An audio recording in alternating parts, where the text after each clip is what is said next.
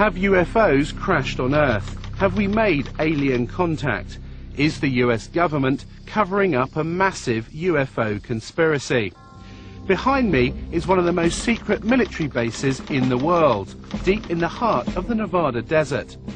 The Groom Lake test site, also known as Area 51 or Dreamland, has been home to US stealth projects since the Second World War. However, in recent years, a more disturbing story has emerged, and that is that the government is back engineering recovered alien spacecraft. Tonight, based on evidence given to us by top military personnel, engineers and scientists, we can exclusively reveal the UFO technology that's being developed behind me. It's a story the US government has tried to cover up for half a century. The truth behind Dreamland. I am convinced, based on my research and the individuals whom I've had contact in the U.S. intelligence community, that the U.S. government does indeed have craft that meet the description of many of the UFO reports. The whole aim of the project was to take these craft, or the one in particular that I was working on, and try and duplicate its systems and subsystems with earthly materials. I'm convinced beyond doubt that we have recovered aircraft, alien vehicles, that we have made contact with aliens, that we are communicating with them in some way or form, and that we have vehicles and bodies in preservation. I was at that moment standing on the deck of the radar van. It was nighttime, and I was looking up in the sky because there were saucers up there. Were there any alien bodies recovered? No bodies. There were 4 live, feeling good guys. 4 live extraterrestrials? 4 live, feeling good extraterrestrial type individuals, yes. They are here, whoever they are, wherever they came from, whatever they're doing. Other intelligences are messing around on our planet. I think that too many people's butts are on the line with this, that they lied to us too long, that a lot of people have stolen legitimate national security money to keep this cover-up going, that they have perpetuated disinformation schemes on the American public, probably on the British public. The Air Force knows that there was a crash saucer, there were alien bodies recovered, that there have been aircraft that have gone up to chase UFOs and have not come back. They know that we're dealing with the biggest story of the millennium. Set on a remote dry lake bed 80 miles outside Las Vegas, Area 51 is just one part of the massive Nellis Air Force Base, which is roughly the same size as Switzerland. It was commissioned by President Truman in the 1950s as a top-secret location to develop and test America's new generation of post-war aircraft. In the technology fever of the 1950s, the base soon became home to the most exotic flying craft of its day. More recently, it is where the F-117 stealth aircraft was developed and test flown.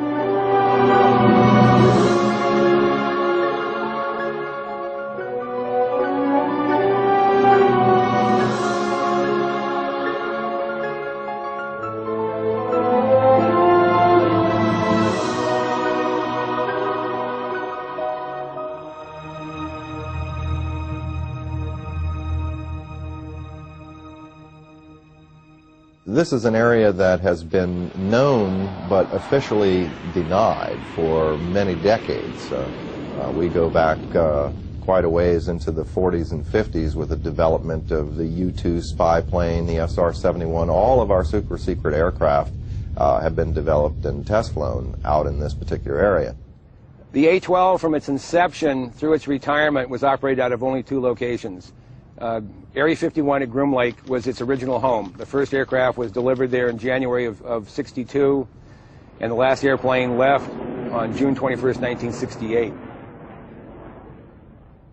The US Air Force denies that Area 51 exists, despite footage of the base and Russian satellite photos that we have obtained, which clearly show hangars and a huge runway stretching across the lake bed. In the face of constant denials of its existence, the base has expanded since the 50s, with several passenger jets now landing every day, carrying hundreds of workers to the base. With this level of personnel, the few buildings that can be observed above the ground are merely the cover for a large underground facility.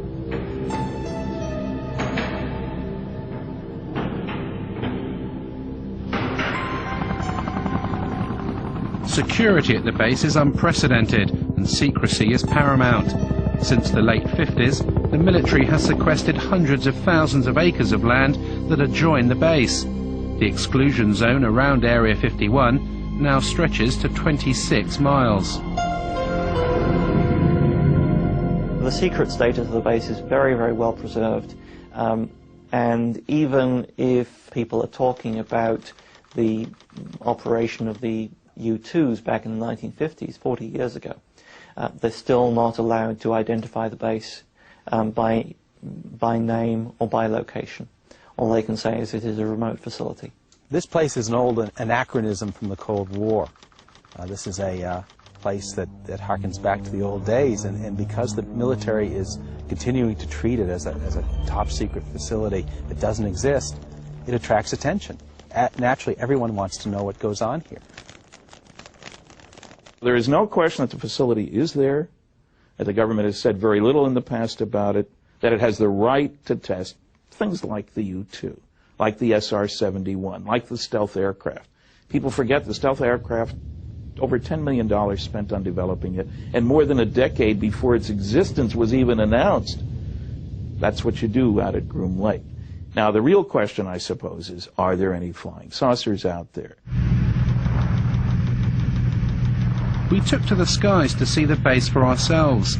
Flying at an altitude of 10,000 feet, we edged to within 1 mile of the restricted zone. Having made contact with the tower, we soon found out how seriously Area 51 guards its airspace. From here, remain on the 4375 foot off right, take you back up in a few miles. We're just curious, is there any activity today out at the Groom Lake area? Any activity where, sir? Out at the Groom Lake area. Lake meet 60, I don't have any of that information available. Unit control on guard. When working Reveille Moa squawk altitude, acknowledge with an ident. The Nellis approach controller now is just getting a little concerned that we're getting close now. We've just been buzzed by 2 F-16 fighters. They passed our bow at about 800 to 1,000 miles an hour. These guys aren't messing around. They don't want us to be here. In fact, there's another one just gone by the bow there. They're either trying to get us out of the area quickly or force us to land. And there goes another one. Well, that was really close, right off the right side. I'd say that was within a mile and a half. Well, you can see them, boy, that was amazing. And they have TCAS on board, so they definitely had radar contact with us. That was really close. In 1989, one man blew the lid of Dreamland. His name was Bob Lazar, and he claimed to have worked at the Groom Lake site, back engineering recovered alien spacecraft. The base is against the side of a mountain, or small mountain, big hill. There are 9 hangar doors, and the hangar doors are not just shiny metal out in the desert. They are painted or sprayed with a sand texture to them, and from what I can ascertain, to prevent satellites from photographing the installation, so they look like the mountain range. It was pretty effective from what I could see. On the first occasion when I drove out there, all the hangar doors were closed, but at close range you could tell that they were doors and they would open. We drove around the left side of the installation, and there was the main entrance in there, and went through some gates and a security check and went inside, and it seemed like a typical government building.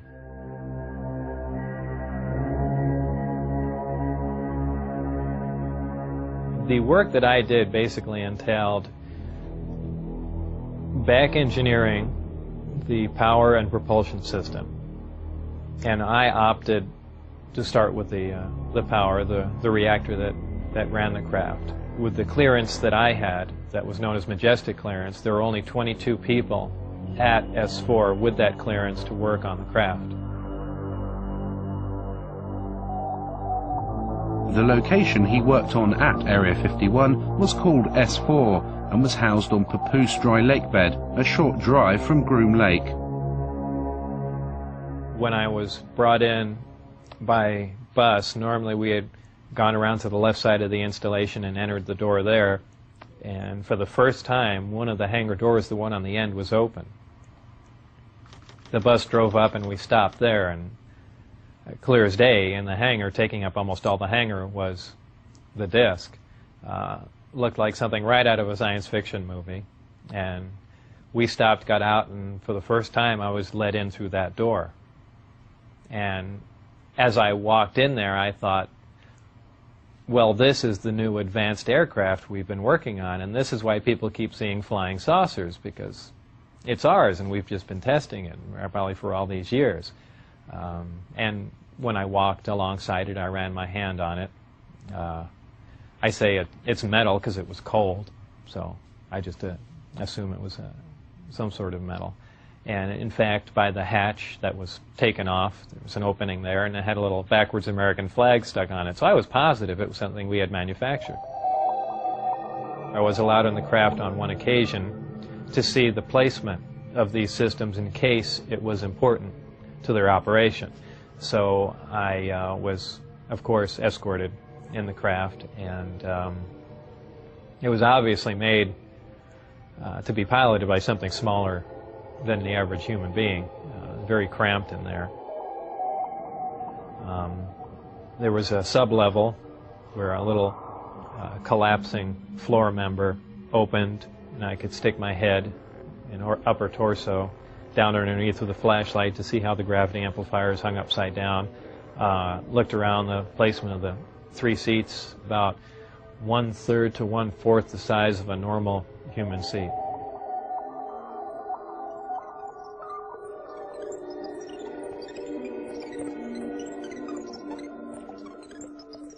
At one point when I was in the craft, one of the archways became transparent. There were some technicians working on something else that I had no knowledge of. So, and also something began to scroll up on the screen. So it might have been possible that the skin of the craft, whether under, electrical influence or something else, could at times become either transparent to look outside, or be used as some sort of video screen. That was pretty amazing. When I went outside and looked at it, it looked as if it was just a plain piece of metal again.